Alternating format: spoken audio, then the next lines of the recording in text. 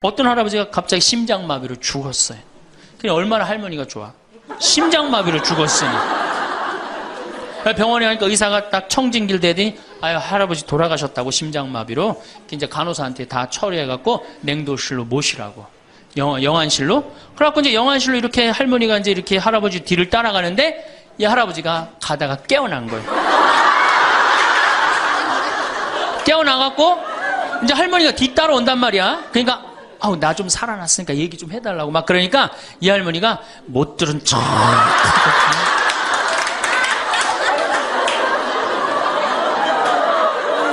할아버지가 조금 있으면 완전히 이제 냉동고로 들어가게 생겼단 말이야. 말은 안 나오고 더 애절하게 나 좀 살아났으니까 얘기 좀 해달라고. 그러니까 이 할머니 하시는 말씀이 할아버지 다리를 치면서 이 양반아 의사가 죽었대는데 왜 이렇게 말이 많으냐고.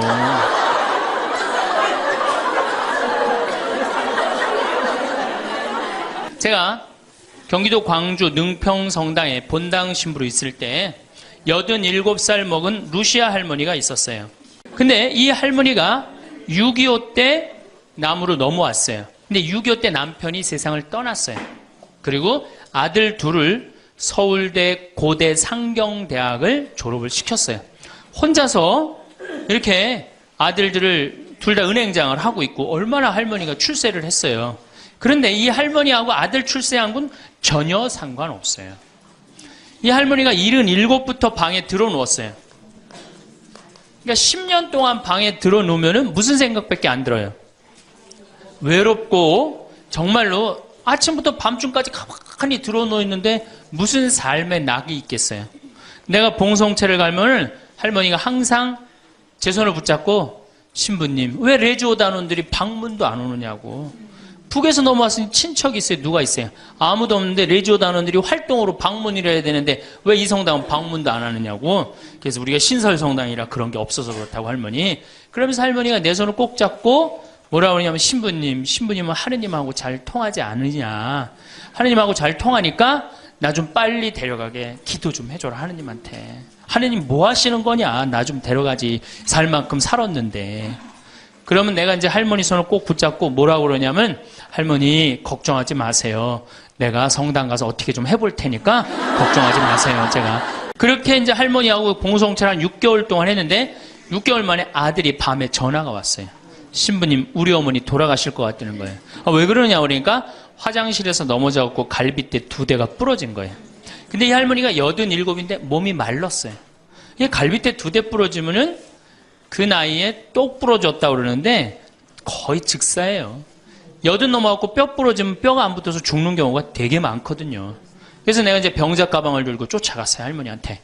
이랬더니 할머니가 막 숨을 몰아 쉬더라고요. 그래도 제가 보좌 신부를 16,000명, 13,000명 이런 데 보좌 신부도 하고 본당 신부도 한 4,000명, 5,000명 해갖고 하도 병자 성사를 많이 해갖고 딱 보면 알아요. 3개월 갈 거다. 한 달 갈 거다. 그래서 내가 아들한테 그래요. 한 3개월 갈 것 같으니까 3개월 정도 준비하라. 그럼 3개월에 어김없이 딱 가는 거예요. 근데 그 할머니를 딱 보는데 그날을 못 넘기겠더라고요. 그래서 이제 할머니 손을 붙잡고 할머니 나하고 오늘 못 넘길 것 같으니까 나하고 총 고해성사 하자. 할머니 하느님이 열심히 믿었고 좀 아들들 훌륭하게 잘 키웠고 매일 그렇게 묵주기도 했으니까 내 생각에는 할머니 직천당이다. 오늘 돌아가시면 바로 오늘 하늘나라 올라가시는데 가면은 요셉 성인도 보고 베드로 성인도 보고 싶은 남편도 보고 성모님도 보고 예수님도 보고 내 안부도 전해줘라. 바로 가니까. 네. 할머니는 내 손을 꼭 붙잡고 뭐라 그러냐. 신부님 그동안 너무 고마웠다는 거예요. 올 때마다 사탕도 갖고 오고 선물도 갖고 오고 내 얘기도 들어주고 그래도 외롭지 않게 신부님 왔을 땐 행복했다는 거예요. 그래서 이제 내가 할머니 손을 잡고 할머니 장례미사 내가 잘해줄 테니까 강론도 잘하고 걱정하지 말아라. 하여튼 직천당 가서 이제 안부도 전해주고 내가 강론 잘해줄 테니까 걱정하지 말고 잘 가셔라. 할머니는 그동안 너무너무 고마웠다. 그러면서 이제 서로 손을 꼭 잡고 죽기로 이제 합의를 이제 봤어요. 이제.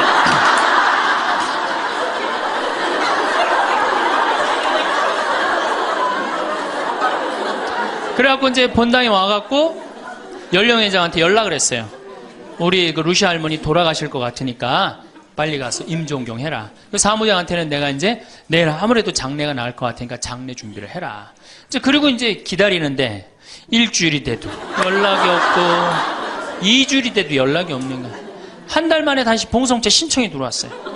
그래서 내가 가갖고 할머니한테 그래서 할머니 어떻게 된 거냐. 우리 살아서 안 보기로 하지 않았느냐. 근데 왜 살아있느냐. 그랬더니 할머니가 우리 아들들이 어머니 돌아가시면 안 된다고 삼성의료원에 데려다가 그걸 붙여갖고 온 거예요.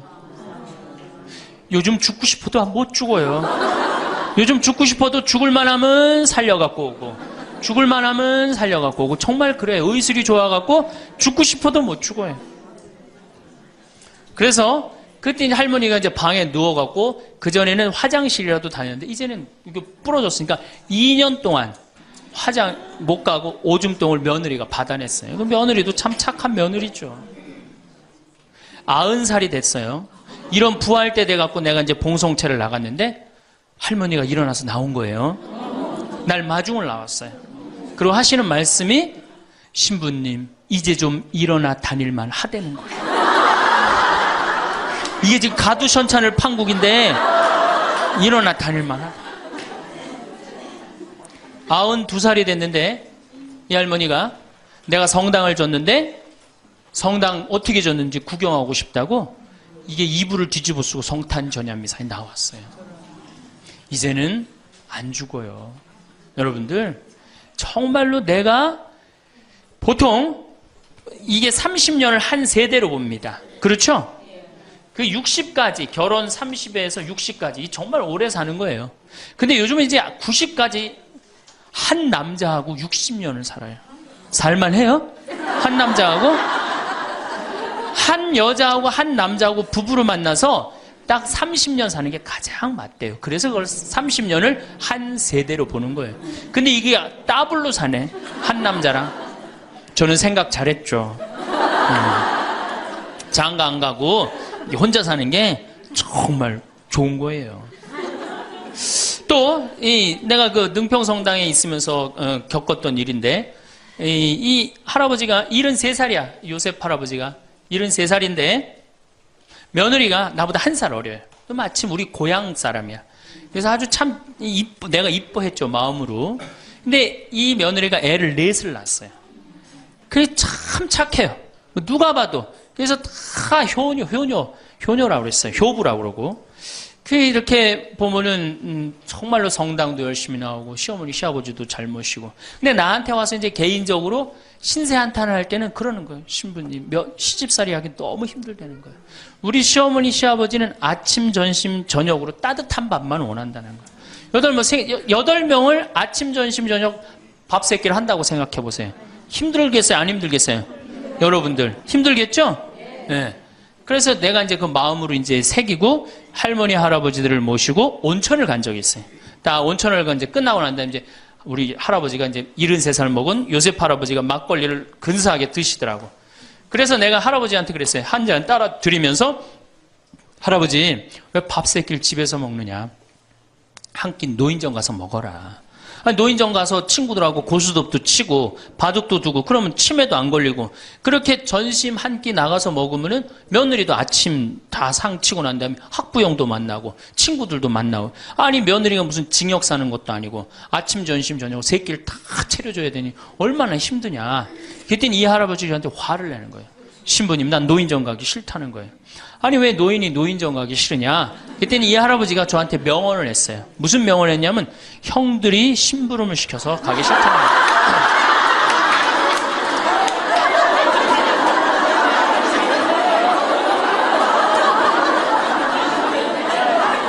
아니 무슨 73세 형들이 심부름을 시키냐. 그랬더니 아 신부님 모르는 소리 하지 마세요.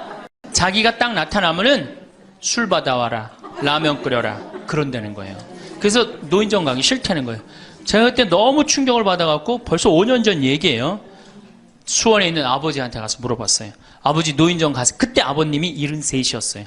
아버님 노인정 가세요 안 가세요? 그랬더니 안 간다고 화를 내시더라고. 아니 왜 노인정 집에는 우리 어머니 아버지만 살고 자식들은 한 1km 반경에 떨어져서 살거든요. 왜 안 가시냐고 그랬더니 우리 아버님 하시는 말씀이 형들이 청소시켜서 가기 싫다.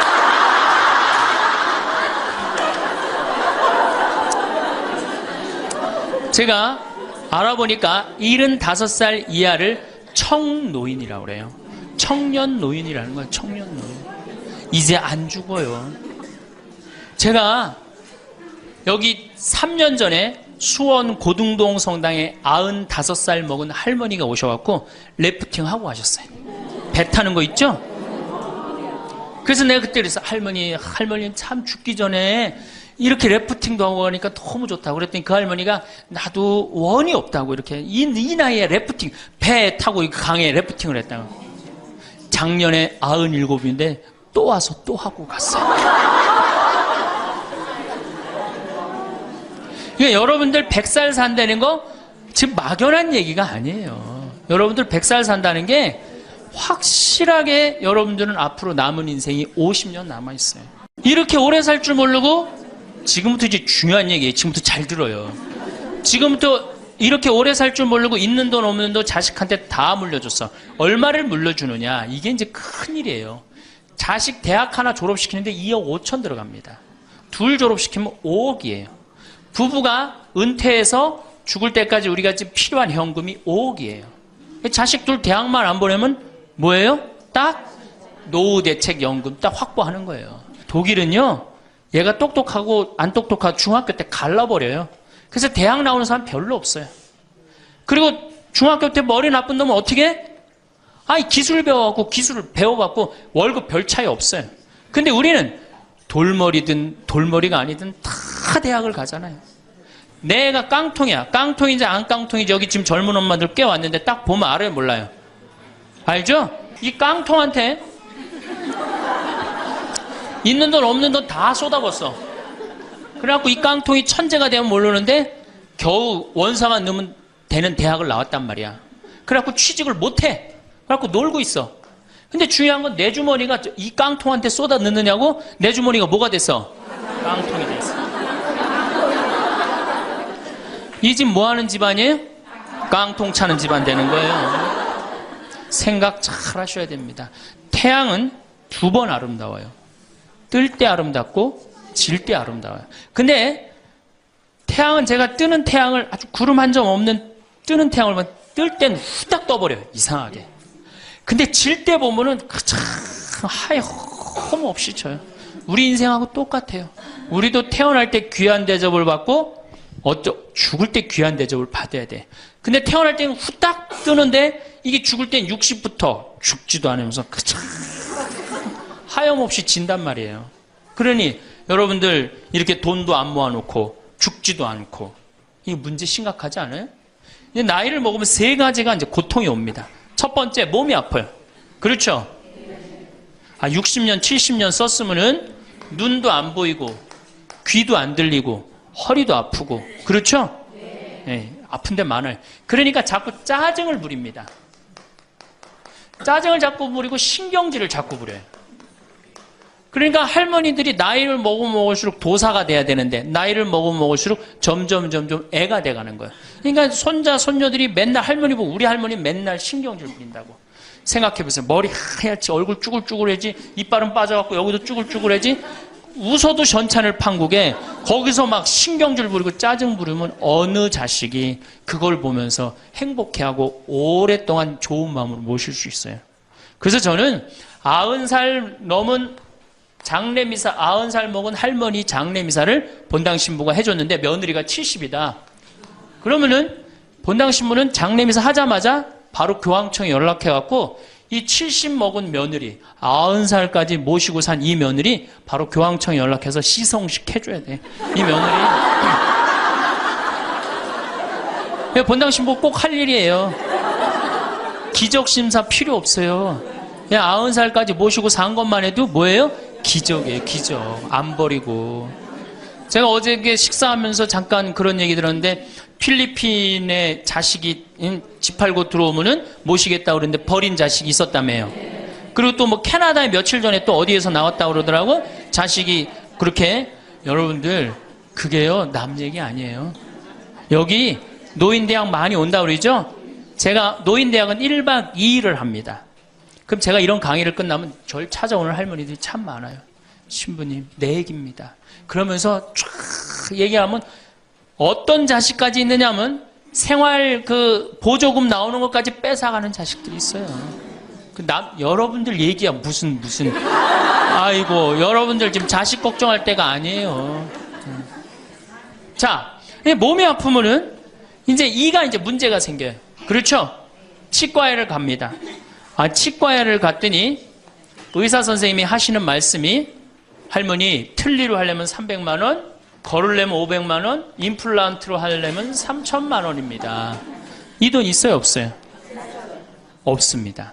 그러니까 추석 전에 아들한테 전화를 합니다. 한 달 전에 얘야 내가 요새 이가 아파갖고 소화도 안 되고 골도 아프고 잠도 안 온다. 그럼 아들놈이 딱 알아들어야 돼요. 우리 어머니 이가 없어서 나한테 이해해달라나 보다. 이렇게 알아들어야 되는데 지금 40대, 50대, 30대 된 자식들 중에 자기 어머니, 늙은 노모, 노부, 어금니 몇 개 빠진 거 아는 사람 얼마나 있어요? 없어요. 열어보지 않는 한 얼마나 알아요? 여러분들 지금 우리 엄마, 아버지 어금니 정확하게 몇 개 빠진 거 아는 분들 몇 분이나 계세요? 없어요. 얼마 전에 한 분이 손 들고 나는 안다고 그러더라고. 이거 어떻게 하냐 그러니까 몽창 빠져갖고 하나도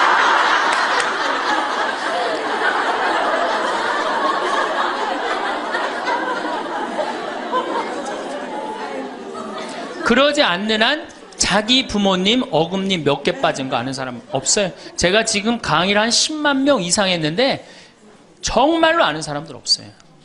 그러니까 이 아들놈이 한다는 소리가 어머니 소금으로 양치하세요. 헬 이빨이 있어야지 소금으로 해든지 말든지 했지. 이 속으로 끓는 거죠. 2주 전에 또 전화를 합니다. 얘야 내가 요새 이가 더 아파갖고 소화도 안 되고 잠도 안 오고 골도 더 아프다. 어머니 왜 이렇게 내 말을 안 듣느냐고 소금으로 해래니까. 그리고 이제 아들이 추석날 와갖고 용돈을 주고 왔는데 딱 10만 원을 주고 갔다. 그러면은 이때부터 미치는 거예요. 이때부터 속이 끓기 시작하는 거예요.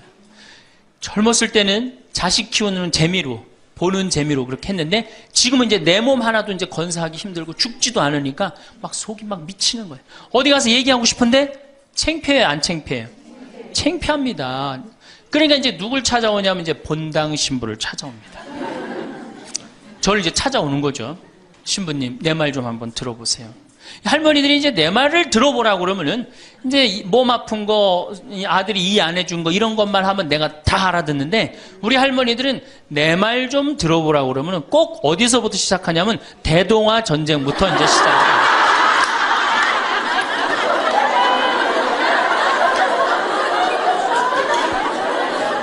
이래야지 이제 속이 풀리는 거예요. 내가 신부님 대동아 전쟁에 시집 와갖고 노숟가락 뺏긴 얘기, 시집살이 한 얘기, 정말 고생한 얘기. 그래서 신부님 이제 해방이 됐어요. 해방이 돼갖고 좀 살만한가 했더니 글쎄 6.25가 터지지 않았어. 6.25 아직 이빨 얘기 나오려면 멀었어요. 이제 6.25 일사후퇴 얘기. 그리고 이제 53년부터 참 우리 지금 70대 80대 된 할머니 할아버지들한테 잘해야 돼요. 53년부터 62년까지 똥구멍이 찢어지게 가난하게 고생한 얘기 합니다. 전 정말 몰랐어요. 똥구멍이 찢어지게 가난하다는 얘기를 참 많이 들었는데 그래서 할머니한테 한번 물어봤어요. 할머니 똥구멍이 찢어진 게 뭐예요? 신부님 말도 마십시오. 6.25 전쟁 때 여러분들 2차 세계대전에 쏟아놓은 폭탄을 그거 남은 폭탄 다 우리나라에 다 쏟아붓어요. 그러니 전쟁 끝나고 뭐가 있어요? 전부 다 폐허가 돼갖고 아무것도 없죠. 가을에 우리나라가 한 85% 이상이 소장농이에요. 겨우 자기 해 먹을 거 그것밖에 안 됐어요. 전쟁 끝나고 9월에 이제 추수를 합니다. 9월에 추수를 하면 먹을 게 언제 떨어져요? 2월에 떨어져요. 그 보리는 언제 펴요? 5월에. 여러분도 오시면서 보리밭 보셨어요. 보리밭 이렇게 있는 거. 5월에 이제 보리가 피면은 2, 3, 4, 5월을 견뎌야 되는데 먹을 게 있어요? 없죠. 그러니까 산에 풀뿌리 캐서 먹고 나물 캐서 먹고 그것도 모자라면 이제 뭐를 캐서 먹느냐면 소나무 껍질 안에 하얀 속살 그거를 이제 벗긴다고 그래요. 그걸 벗겨갖고 말린다고 그래요. 말려갖고 그걸 간대요. 할머니들 옛날 할머니들 생각나시죠? 그걸 갈아갖고 국에 넣어서 먹으면은 국이 빨간데 국을 먹으면 배가 불러대. 또 거기다 밥을 해서 먹어도 배가 그렇게 불러대. 옛날엔 배가 고파 죽겠는데 배 부르면 최고 아니에요. 배는 이제 먹었는데 이제 배는 부르는데 문제는 이게 섬유질이 엄청나게 강한 거예요. 이게 야채나 뭐 채소나 과일의 섬유질하고 틀리대요. 그래갖고 이제 이게 들어가면 소화가 안 되고 딱딱하게 굳는 거예요. 수분이 빠지고. 대장에 가면 이제 딱딱한 돌덩어리로 굳는 거예요. 그 딱딱한 돌덩어리로 굳은 걸 빼내려고 그러니 똥구멍이 찢어지는 거예요. 신부님, 똥구멍이 찢어지게 가난하게 고생한 얘기. 그리고 이제 내가 자식들을 이제 내 자식만은 고생을 시키지 않으려고 정말 내가 먹고 싶은 거, 쓰고 싶은 거, 다니고 싶은 거 안 하고 논 팔고 소 팔고 정말로 고생해서 내 자식을 키워놨는데 내가 늙어서 이해해달라고 그러는데 아니 이 10만 원을 갖다 줬어. 신부님 억울해서 못 살겠다. 분해서 못 살겠다. 그 얘기를 해요. 이 얘기가 사실 남 얘기가 아니에요. 제 얘기예요, 제 얘기. 제가 아버님 70살 때 종합검진을 해드렸어요. 종합검진을 이렇게 해드렸는데 깜짝 놀랐어요. 결과를 보고. 어금니가 하나도 없으신 거예요. 어금니가 하나도 없어. 그래서 아버지 제가 맨날 이렇게 갈비집에 가서 갈비 사드릴 때 뭘로 드셨느냐고 그랬더니 아들 신부가 사주는 거라 앞니로 그냥 대충 씹어갖고 삼켰다는 거예요. 정말 기가 막히죠. 내가 전국에 다니면서 강의를 이렇게 했는데 내 아버지 입 빠진 건 모르고 참 창피하더라고요. 그래서 마침 내가 이제 치과 의사 하나를 세례를 줬어요. 그래서 불렀어요. 내가 너 세례를 줬는데 내가 네 세례를 주면 내가 네 영적인 아버지다. 근데 우리 육적인 아버지가 이가 하나도 없다. 돈은 내가 요것밖에 없으니까 네가 아버지다 생각하고 완벽하게 해놔라. 뭐 가장 정성을 들여서 해놔라. 내가 뭐 그 병원도 축성도 해주고 다 해줬으니까. 그래갖고 정말 아버지 하듯이 아버지라고 그래라 그냥. 그래 아버지 하듯이 거의 1년 동안 매주일 공사를 한 거죠. 그래갖고 완벽하게 해드렸어요.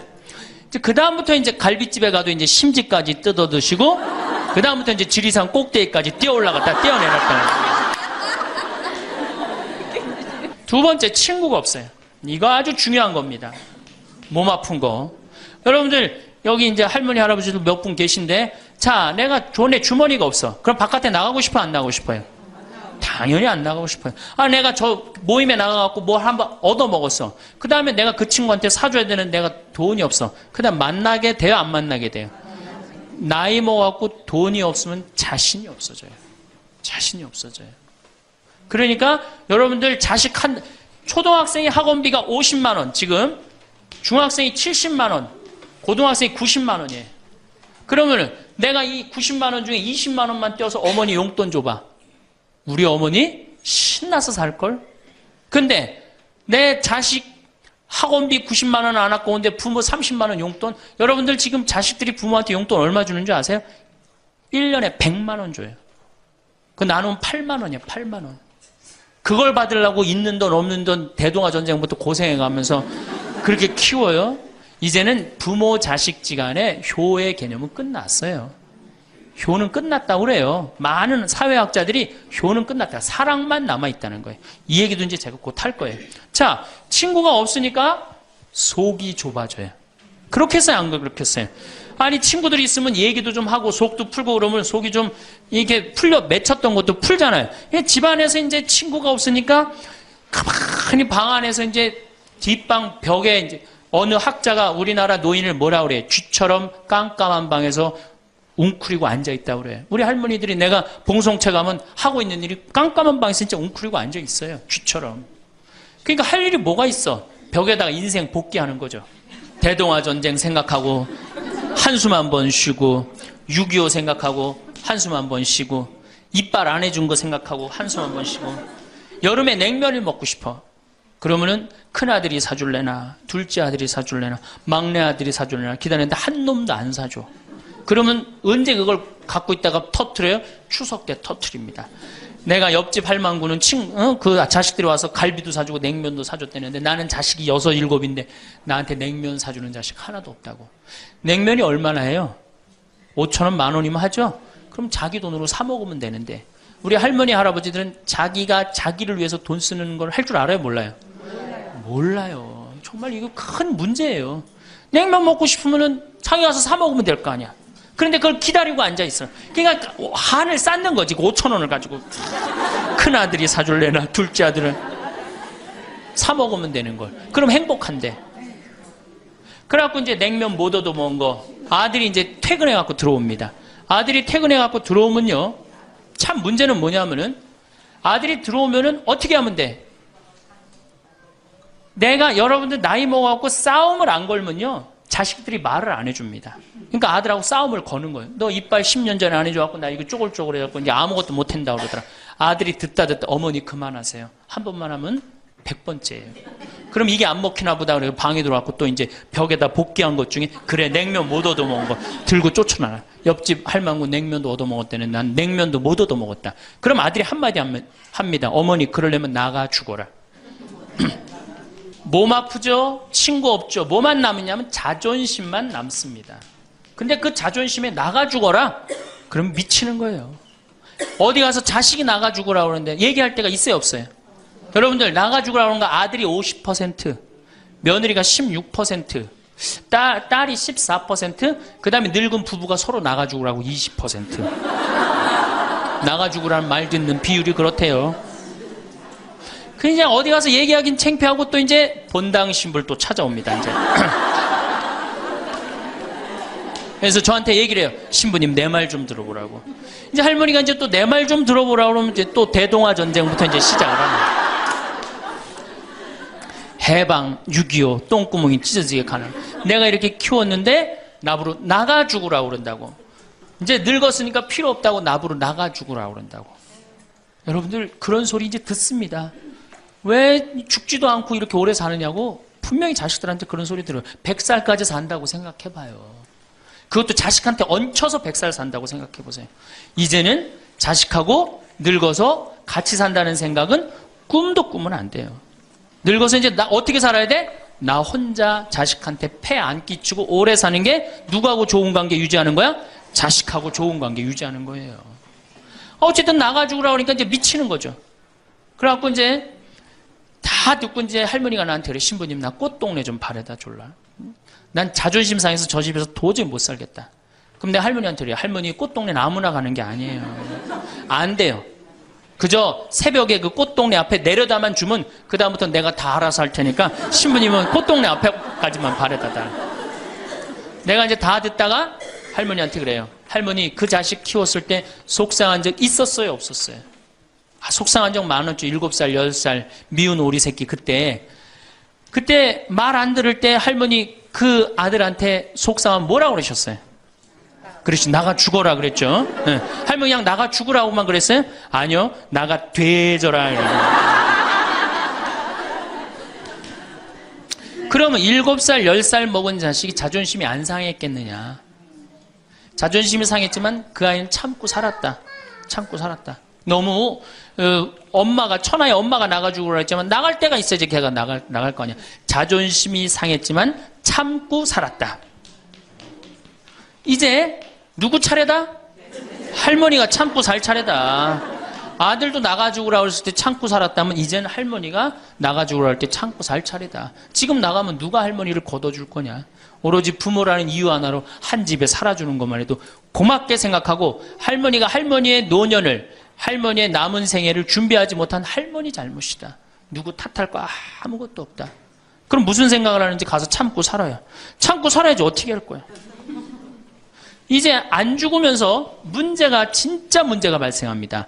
여기 뒤에 계신 분들 잘 들으세요. 우리나라는 안사람, 바깥사람 제도가 있어요. 그렇죠? 그래갖고 안사람은 안에서 애 놓다 죽었어요. 그렇죠? 애 키우다. 우리나라 지금도 변함없습니다. 안사람은 안에서 애 키우냐고 정신이 없어. 남편 신경 안 씁니다. 바깥사람 바깥에서 돈 벌다 죽었어요. 옛날에는 부부 갈등이 없었어요. 왜? 만날 일이 있어야지.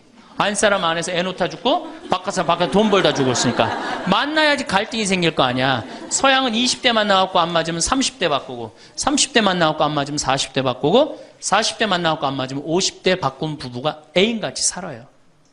근데 우리는 한 번도 맞춰본 적이 없어. 위해준 적도 없고. 제가 재작년에 그 스톡홀름을 여행을 갔었는데 비행기 시간이 오래 좀 하루를 거의 기다렸어야 돼요. 그래서 이제 비행기 저녁 비행기를 타려고 저녁 한 5시쯤에 라운지에서 이제 음식을 시켜서 먹고 있는데 내 앞에 60쯤 된 초로의 할아버지하고 초로의 할머니가 서로 끌어안고 뽀뽀를 하는데요. 이 남자가 이 이마 눈에다 뽀뽀 한번 하고 I love you 하니 하고 입에다 뽀뽀하고 I love you 하니 하고 목에다 뽀뽀 1시간 이렇게 쪽쪽 빨아요. 걔네들은 그렇게 살고 그렇게 살아야만이 살아요. 근데 우리는 안 사람 안에서 애 키우다 죽고 바깥 사람은 바깥에서 돈 벌다 죽으니까 서로 사랑을 할 시간이 없어. 근데 상관없었어. 왜? 평균 연령 38세, 46세 때는 아무 문제 없었어요. 그렇죠? 죽으면 끝이니까. 근데 이제 안 죽으면서 문제가 발생을 해요. 직장에서 너는 이제 그만 사회에서 쓸모가 없으니까 집으로 가라. 그래갖고 이 바깥 사람을 고홈 집으로 보낸단 말이야. 그래갖고 이제 안방에 이제 이 바깥 사람이 딱 앉아 있는 거예요. 그래갖고 안방에서 안 사람이 되는 거예요. 집안에 안 사람이 둘이 되는 거예요. 이게 아내가 뭐예요? 태양이라는 뜻이거든요. 집안의 태양을 아내라고 그러잖아요. 이 집안의 태양이 둘이니 이게 사이가 좋아요. 그리고 우리 남자들이 여자한테 하니 I love you 뽀뽀 쫙쫙 했다면서 그렇게 해요. 여러분들 사랑한다는 얘기 들어요 안 들어요? 이게 우리의 큰 문제예요. 사랑한다는 말도 안 듣고. 이 우리나라 남자들은 부인을 위한 이벤트를 할 줄 몰라요. 그러니까 이게 어떻게 있느냐면 가을 젖은 낙엽 땅바닥에 붙어 있듯이 쫙 부인한테 붙어 있으면서 밥새끼 따박따박 그냥 받아먹고 끝난단 말이야. 설거지를 하기라나 뭘 하기라나. 그러니 미치는 거죠. 그러니까 할머니들이 저한테 진짜 할머니들이 그런 얘기 많이 해요. 아유 정말 30년 40년 동안 밥 해대는 거 지겹다고. 지겹죠. 설거지를 해기래나 뭐 사랑한다고 말을 해기래나 뽀뽀를 해주기래나 그냥 소리나 뻑뻑 지르고 침부림이나 시키고. 반대로 우리 여성들, 우리나라 이 여성 아내들이 남편한테 잘하느냐? 여러분들 남편한테 잘하세요? 여러분들 남편이 바깥에 나가면 왕 대접받는 남편이 얼마나 있을 것 같아요? 없습니다. 그럼 층층샷 나가면 섬기는 사람이에요. 굽신거려야 되는 사람이고. 근데 아침에 출근할 때 정말로 내 남편이 전쟁하러 나가는데 정말로 왕 대접하고 내보낸 부인이 얼마나 돼요? 이러지 않으면 다행이지. 머리 막 부시시 해갖고 막 사자 머리를 해갖고 머리 끝에는 밥풀 하나 딱 이렇게 붙여놓고 여보 다녀와. 퇴근을 했는데 아직도 그 부시시한 머리를 가지고 텔레비를 보고 앉아있다. 어느 남자가 집에 들어오고 싶겠어요. 여기 평창에 대유라는 룸사롱이 오픈해서 작년에 서울 아가씨 항시 30명 대기 이렇게. 그러면 여러분들 남편이 어디 가면은 왕대접 받아요. 그러니까 여러분들이 남편을 룸사롱으로 내모느냐 집안으로 끌어들이냐 누구한테 달려있는 거야? 여러분들한테 달려있어. 그런데 그래서 일주일에 한 번 남편을 위해서 요리를 하라는 거예요. 부인이. 정말로 지혜로운 부인은 요리를 한 번씩 하라는 거예요. 그래서 낙지볶음도 하고 요새 그 텔레비에 보면 이렇게 홍어 이렇게 삭힌 것도 많이 홈쇼핑으로 보내주잖아요. 딱 해갖고 삼합 딱 해갖고 와인 하나 딱 준비하고 이브닝 드레스도 좀 쫙 입고 이런 이벤트가 있어야지 60년을 같이 살지. 무슨 재미로 60년을 살아요. 이건 뭐 김치찌개 한번 해줬단 말이야. 부인이 저녁에 김치찌개 해줬는데 다음날 아침에 출근할 때 보니까 그거 졸여갖고 이제 또 내놨단 말이야. 저녁에 퇴근할 갖고 왔는데 그걸 볶아갖고 또 내놨어.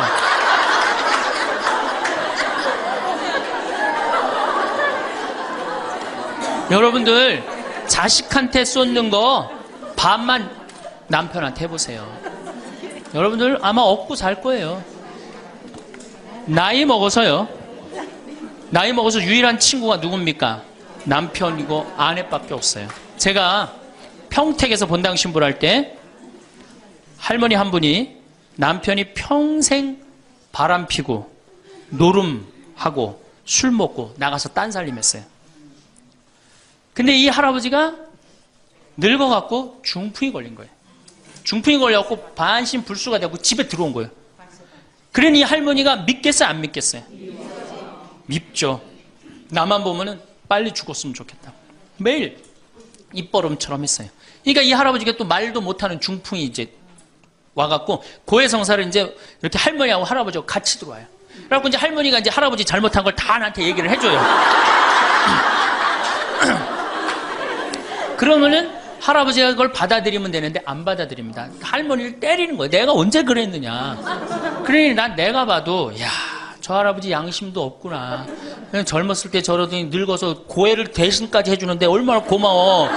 그런데도 그냥 그 할머니를 때리고 저렇게 구박을 하니 참 정말로 빨리 죽었으면 좋겠다. 그런 생각을 했어요. 근데 그 할아버지가 돌아가셨어요. 마침 내가 있을 때. 그래서 내가 장례 미사를 해주고 할머니 손을 꼭 잡고 그랬어요. 할머니 이제 그동안 고생 많이 했으니까 이제 편안하게 집에 가서 이제 행복하게 쉬시라고 남은 여생. 그래갖고 이제 할머니를 보냈는데 그 밤 11시에 할머니가 전화를 했어요. 신부님 우리 집에 좀 와달라는 거예요. 한참 자는데. 왜 그러시냐고 그러니까 그 병상에 누워있던 남편이 없으니까 이 집이 그렇게 무섭고 쓸쓸하고 외롭고 허전하다는 거야. 지금 빨리 와서 기도를 해달라는 거야. 그래서 자다가 또 옷도 갈아입고 이제 내가 가고 그 할머니 이제 안수기도 해주고 이제 손잡고 기도해주고 오면서 늙어서 남편이 죽는다. 그날로 여러분들은 아무것도 아니에요. 완전히 홀로 되는 거예요. 그러니까 정말로 귀하게, 지금 자식을 귀하게 해줘야 돼? 남편을 귀하게 해줘야 돼? 그러니까 오늘 당장 집에 가고 학원 끊어요. 학원 끊고 대학 다닌 자식 있으면 당장 휴학시키세요. 자, 맨 마지막으로 이제 돈이 없어. 이게 이제 제일 큰 문제죠. 그렇죠? 돈만 있으면 어떻게 해요? 자식하고 관계가 굉장히 좋습니다. 돈만 있으면. 어느 정도로 좋으냐? 작년에 내가 여기 우리 생태마을에 콩을 계약 재배를 했어요. 계약 재배를 했는데 1억 원어치 정도 콩을 샀어요. 그런데 제가 무슨 일이 좀 생겨갖고 돈이 없어졌어요. 있던 돈이. 그 돈이 이제 한 2달이나 3달 후에 나오는데 농민들은 빨리 돈을 달라는 거예요.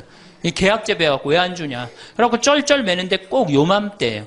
우리 어머니가 딱 오시더니 아들이 막 쩔쩔 매고 사람들이 막 농민들이 왔다 갔다 하는 걸 보고 왜 그러시냐고 신부님. 그래서 내가 원래 계약 재배를 했는데 돈이 원래 한 2억이 들어오기로 했는데 그 돈이 안 들어갖고 내가 지금 못 줘서 지금 너무너무 당황스럽다고 그냥 그 얘기만 저는 했어요. 근데 어머니가 일주일 동안 있기로 하셨는데 그냥 집에 가시더라고요. 우리 누나한테 가자 그랬더니 차로 가셨어요. 다음날 어머니가 전화를 하셨어요. 신부님 내가 그 돈 해서 보냈다는 거예요. 하루 만에 어머니가 그 엄청난 돈을 해서 보낸 거예요. 아들이 그냥 뭐 그런 거 고생하는 거 보기 싫은 거지. 그래갖고 그 돈을 해갖고 그것도 싹 일주일 만에 싹 정리했어요. 나는 어머니가 얼마나 고마운 줄 몰라요. 저는요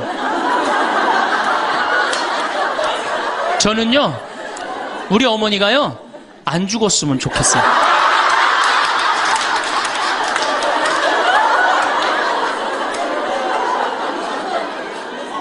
얼마나 좋아요. 은행이 이렇게 꿔주겠어요? 은행이 꿔줘요? 그러니까 나이를 먹어갖고 자식한테 줄 수 있는 게 있어야 돼요. 근데 한꺼번에 다 주면 안 돼. 조금씩. 그리고 그 자식이 나한테 돌려주는 게 있는 자식한테 줘야지 줬는데 안 주는 자식은 싹수가 노란 거예요. 그래서 그 자식한테는 주지 말고 내가 줬는데 나한테 준다. 그럼 그 자식한테 계속 잘해주면. 그래서 저는 어머니하고 자식 지간이 기브 앤드 테이크야. 죽을 때까지 기브 앤드 테이크를 해야지 서로 행복한 거예요. 네. 그래서 우리 자식들은 용돈 많이 드립니다. 어머니 아버지한테. 우리 어머니 아버지 이렇게 한 1년에 받는 용돈을 가만히 들어보니까 한 연봉 한 2천만 원 정도 되더라고요. 2천만 원이면 괜찮잖아요. 그럼 그 돈 당신 위해서 씁니까? 또 누구한테 써요? 자식들한테 다. 그러니까 서로 좋은 거예요. 기브 앤드 테이크. 이제 굉장히 지혜로워야 돼요. 노년을 행복하게 맞아요. 근데 돈이 없어. 그러면 이때부터는 천덕꾸러기 되는 거예요. 내가 프랑스 파리 쌍젤리제 거리를 가보니까 루이비통 꾸찌 있는 거리예요. 그렇죠? 쌍젤리제 거리 가보니까 거기서 저녁에 와인을 마시는 사람들은 할머니 할아버지밖에 없어요. 젊은 사람 꿈도 못 꿉니다. 우리나라 명동에 누구만 득실거려요? 젊은 애들이 득실거리죠? 이거 문제예요. 걔네들이 뭘 했어요? 돈을 벌었어요. 사회를 위해서 일을 했어요. 6.25를 겪었어요. 우리나라 경제 발전을 이뤘어요. 아무것도 한 거 없는 애들이 무의미하게 돈을 쓰는 거예요. 그러니까 사회가 불안정한 거예요. 이태리 로마의 라보나 광장이라고 있어요. 라보나 광장에 가보면요. 거기도 저녁에 할머니, 할아버지 팔짱 다 7, 8분이 팔짱 끼고 숄 딱 거치고 와요. 그리고 와인 마셔. 젊은 애들은 꿈도 못 꿔요. 제가 오스트리아 비엔나에 비올라 공부하는 아이, 너 내가 맛있는 거 사줄게. 제일 좋은 데 가자. 그랬더니 시청 근처가 제일 식당이 좋대. 17명이 밥을 먹는데 15명이 할머니, 할아버지예요. 젊은 애들 어디 있냐 그랬더니 내가 밥 먹고 보여드리겠습니다. 그랬더니 밥 먹고 시청 뒤에 공원에 가니까 젊은 애들이 우유하고 빵하고 그렇게 밥을 때우더라고요. 전심을 다 그렇게 때워요.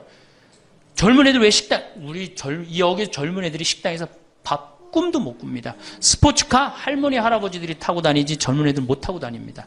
근데 우리나라는 명동에 가면 할머니, 할아버지 없는데 어디 가면 할머니, 할아버지 볼 수 있어요? 그렇죠. 탑골공원에 가면 거기서 배식 받아서 밥 먹고 있는 거. 이게 세상이 거꾸로 돌아가는 거예요. 나무는 뿌리가 튼튼해야지 나무도 튼튼합니다. 그렇죠? 나무가 튼튼해야지 열매도 튼튼한 거예요. 우리 사회도 할머니, 할아버지들이 행복해야지 누가 행복할 수 있어? 내가 행복할 수 있어. 내가 행복해야지 누가 튼실해? 튼실한 열매가 나오는 거예요. 근데 지금 우리나라 사회는 뿌리가 썩어가고 있어요. 뿌리도 썩어가고 나무도 썩어가고 당연히 모두 썩어가요? 열매도 썩어가는 거예요. 지금 썩어가고 있어요. 자, 우리나라가 178개 국가 중에 행복지수가 102등이에요. 102등. 왜 102등이겠어요? 태어나면서부터 글자 공부하기 시작해. 유치원 특목 유치원 다녀. 영어 배워. 중국어 배워. 일본어 배워. 초등학교 가서 이 학원 저 학원 시달려. 공부 못하면 완전히 나쁜 놈이야. 이 세상에서 정말 부모한테 불효자야. 중고등학교 그래서 자괴감 느껴. 대학교 가고 또 취직해야 돼. 그냥 죽어라고 입사시험 보는데 실업자가 100만 명, 20대가 넘어. 대학을 졸업해도 취직도 못해. 그리고 어떻게 해서 결혼을 했는데 부모 돈 얼마를 뺏어요. 우리나라가 결혼 자금이 1억 7천만 원 들어가요. 미국 2,700만 원이에요. 그러니까 누구 돈 다 되는 거예요? 부모가 있는 돈 없는 돈 다 해주는 거. 미국은 안 해줍니다. 일본도 안 해줍니다. 일본의 부모가 어떤 부모가 훌륭한 부모예요?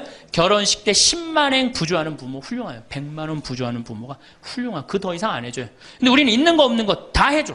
그렇죠? 있는 거 없는 거 다 해줘. 근데 자식이 죽으면 딱 좋은데 죽지도 않고 그걸 받은 은혜를 알아 몰라요. 받은 놈들은 끝까지 모릅니다. 이 열매 벌써 썩었어요. 그러니까 결혼해서도 자식 키우느냐고 고생, 집 얻느냐고 고생, 늙어서도 제대로 노년을 행복하게 즐기지 못해. 여행도 못 다니고 뒷방이 웅크리고 있어. 애들 때도 괴롭고 결혼해서도 괴롭고 늙어서도 괴로워. 그러니까 행복지수가 몇 등이야? 102등이에요. 이게 다 누가 만들어내는 거예요? 여성이 깨어나야 되는 거예요. 우리는 내일을 준비하느라 오늘을 흘려보낼 때가 많습니다. 내일 할 일을 미리 걱정하고 다음 주에 있을 약속을 떠올리고 다가올 계절을 준비하느라 지금 이 순간을 그냥 지나쳐버립니다. 그러다 보면 어느새 해가 지고 한 달이 가고 1년이 흘러갑니다. 돌이켜보면 특별히 기억나는 날보다 그냥 스쳐 지나간 날들이 훨씬 더 많습니다. 그런데 생각해보면 바로 그 평범한 날들이야말로 우리 삶의 대부분을 채우는 진짜 삶입니다. 특별한 일이 없는 하루를 우리는 때로 허전하게 느낍니다. 아침에 눈을 떠서 저녁에 잠들기까지 별다른 사건 없이 흘러가는 시간이 무의미하다고 생각하기도 합니다. 하지만 가만히 들여다보면 아무 일 없이 지나간 하루야말로 가장 무사한 선물입니다. 아프지 않았고 다치지 않았고 큰 걱정거리가 생기지 않았고 마음이 크게 흔들리지 않았습니다. 그저 평온하게 조용하게 일상의 리듬대로 하루가 흘러갔습니다. 이것이 얼마나 귀한 일인지 우리는 종종 잊고 삽니다. 평범한 하루는 그 자체로 완전합니다. 거창한 성취가 없어도 괜찮습니다. 누군가에게 인정받을 만한 일을 하지 않아도 괜찮습니다. 그저 아침 햇살을 받으며 일어나고 물 한 잔을 마시고 천천히 몸을 움직이고 하루를 시작하는 것만으로도 충분합니다. 밥을 먹는다는 것, 숟가락을 들어 입으로 가져가는 그 단순한 동작이 얼마나 소중한지 생각해 본 적이 있으신지요? 음식의 맛을 느끼고, 포만감을 느끼고, 몸에 기운이 도는 것을 느낄 수 있다는 것. 이것이 바로 살아있다는 증거입니다. 하루를 채우는 일들은 저마다 다릅니다. 어떤 이는 마당에 화분에 물을 주고, 어떤 이는 창밖을 내다보며 날씨의 변화를 느낍니다. 어떤 이는 집 안을 정돈하고, 어떤 이는 가만히 앉아 라디오를 듣습니다. 누군가는 천천히 동네를 걸으며 계절의 흐름을 온몸으로 받아들이고, 누군가는 방 안에서 조용히 자신만의 시간을 보냅니다. 이 모든 것이 다 하루를 살아내는 방식입니다. 비교할 필요가 없습니다. 각자의 자리에서 각자의 속도로 하루를 채워가는 것, 그것으로 충분합니다. 우리는 무언가를 해내야 한다는 생각에 익숙해져 있습니다. 하루를 보람차게 보내려면 무엇인가를 성취해야 한다고 믿습니다. 하지만 하루를 살아낸다는 것 자체가 이미 하나의 성취입니다. 아침에 눈을 뜨고 하루를 시작하고 시간을 보내고 저녁이 되어 잠자리에 드는 것. 이 과정이 순조롭게 이어졌다면 그것으로 충분합니다. 큰 일을 이루지 않아도, 누군가를 만나지 않아도, 특별한 일을 하지 않아도 하루는 제 몫을 다한 것입니다. 몸을 움직이는 것도 하루를 사는 방식입니다. 팔을 뻗고 다리를 움직이고 한 걸음 한 걸음 내딛는 것. 몸이 말을 듣지 않을 때도 있습니다. 예전처럼 가볍지 않고 예전처럼 빠르지 않습니다. 하지만 움직일 수 있다는 것, 내 의지로 몸을 움직일 수 있다는 것만으로도 감사한 일입니다. 천천히 걷더라도, 짧은 거리를 가더라도 그 움직임 하나하나가 살아있음을 증명합니다. 잠자리에 드는 순간도 소중합니다. 하루를 마무리하고 몸을 눕히는 시간. 이불을 덮고 베개에 머리를 기대고 눈을 감습니다. 하루 동안 겪은 일들이 천천히 정리되고 몸의 긴장이 풀리고 마음이 조용해집니다. 잠이 금방 오지 않아도 괜찮습니다. 누워있는 것만으로도 몸은 쉬고 있습니다. 어둠 속에서 고요히 숨을 쉬며 내일을 기다립니다. 이것이 하루를 마무리하는 의식입니다. 삶을 바라보는 시선이 조금씩 달라집니다. 무언가를 더 가지려고 애쓰기보다 이미 가진 것에 눈을 돌리게 됩니다. 무엇을 이루려는 욕심보다 지금 이 순간을 온전히 느끼려는 마음이 커집니다. 조급함이 줄어들고 여유가 생깁니다. 모든 것을 빨리 해내야 한다는 압박감에서 벗어나면 비로소 하루하루가 선명하게 보입니다. 내려놓는다는 것은 포기가 아닙니다. 오히려 본질을 찾아가는 과정입니다. 불필요한 욕심을 덜어내고 진짜 중요한 것에 집중하는 것입니다. 많은 것을 소유하는 것보다 적은 것이라도 온전히 누리는 것이 더 큰 만족을 줍니다. 바쁘게 움직이는 것보다 천천히 음미하며 사는 것이 더 풍요롭습니다. 이런 깨달음은 머리로 아는 것이 아니라 몸으로, 마음으로 체득하는 것입니다. 평온함은 환경에서 오지 않습니다. 조용한 곳에 있다고 해서 마음이 편한 것은 아닙니다. 반대로 시끄러운 곳에 있어도 마음이 고요할 수 있습니다. 평온함은 바라보는 시선에서 옵니다. 상황을 어떻게 받아들이느냐, 무엇에 마음을 두느냐에 따라 마음의 상태가 결정됩니다. 같은 하루를 보내도 어떤 이는 불안하고 어떤 이는 평화롭습니다. 그 차이는 바깥 조건이 아니라 내면의 자세에서 비롯됩니다. 오늘 하루를 돌아보면 아무것도 특별하지 않았을 수 있습니다.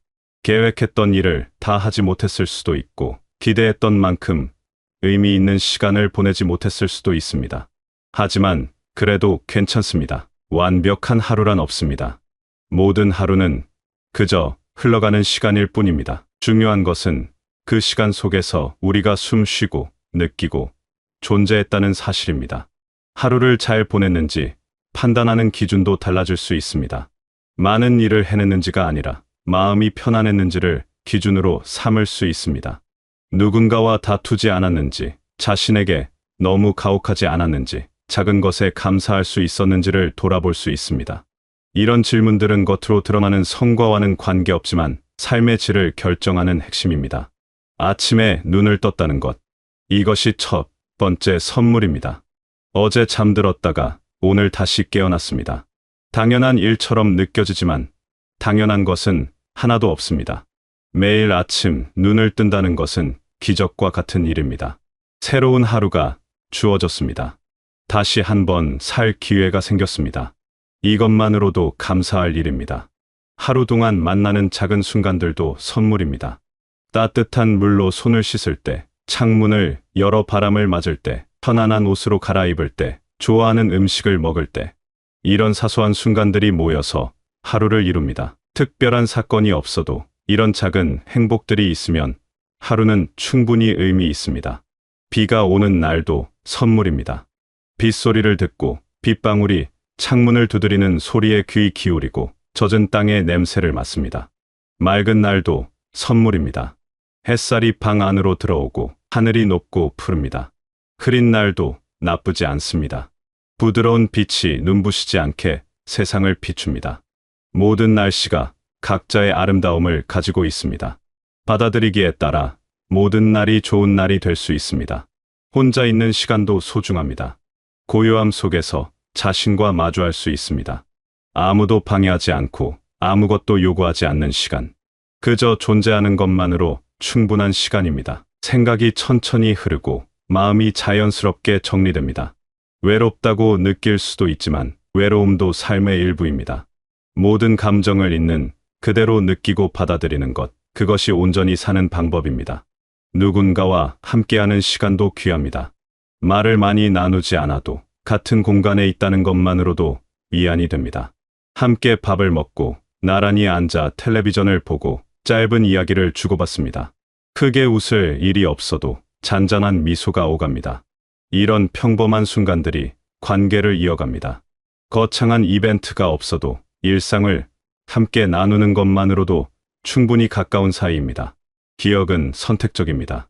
우리는 자신이 기억하고 싶은 것을 기억합니다. 힘들었던 일만 기억할 수도 있고 좋았던 일만 기억할 수도 있습니다. 하루를 마무리하며 좋았던 순간 하나를 떠올려 보는 것도 좋은 습관입니다. 아주 작은 것이라도 괜찮습니다. 맛있게 먹은 한 끼, 편하게 쉰 시간, 기분 좋았던 한마디. 이런 것들을 의식적으로 기억하면 하루가 조금 더 따뜻하게 느껴집니다. 감사는 강요할 수 없습니다. 감사하라고 스스로를 다그치면 오히려 부담이 됩니다. 하지만 가만히 들여다보면 감사할 일들이 있습니다. 눈에 잘 띄지 않지만 늘 거기 있는 것들입니다. 숨 쉴 수 있다는 것, 볼 수 있다는 것, 들을 수 있다는 것, 지금 이 순간 살아 있다는 것.